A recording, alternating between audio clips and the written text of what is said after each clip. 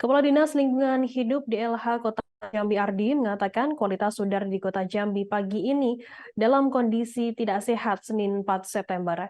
Indeks standar pencemaran udara atau ISPU hari ini dikategorikan sebagai sedang dengan nilai rata-rata mencapai 95.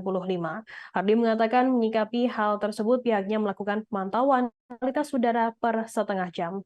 Informasi lebih lengkapnya akan disampaikan oleh rekan jurnalis kami dari Tribun Jambi. Ada Yon Rinaldi yang akan melaporkannya. Silakan, Yon. Ya, terima kasih Firda, Tribuner. Di Kota Jambi, mulai pagi hari ini udara sudah mulai memburuk akibat terjadinya beberapa kebakaran hutan yang ada di Provinsi Jambi.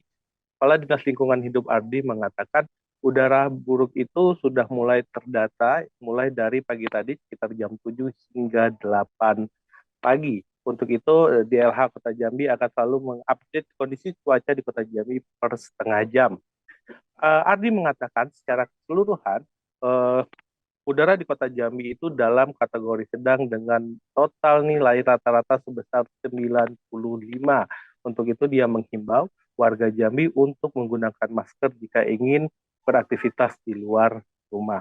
Senada, Wali Kota Jambi Syarif Pasya mengatakan mereka telah menyiapkan beberapa program seandainya kondisi di Kota Jambi sudah semakin memburuk, di antaranya dengan membagikan masker kepada masyarakat Jambi yang akan beraktivitas di luar rumah, meliburkan pelajar yang ada di Kota Jambi hingga menerapkan WFA.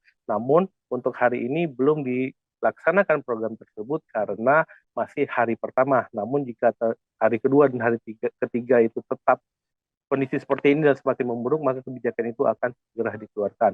Untuk itu, Wali Kota Jambi menghimbau kepada masyarakat Jambi dan juga masyarakat yang akan masuk ke Kota Jambi untuk memakai masker untuk keamanan juga kesehatan.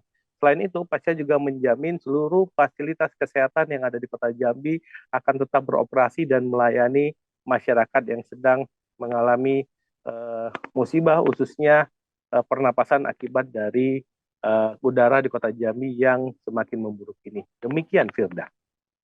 Baik, terima kasih rekan Yon dari Tribun Jambi atas laporan Anda. Selamat bertugas kembali.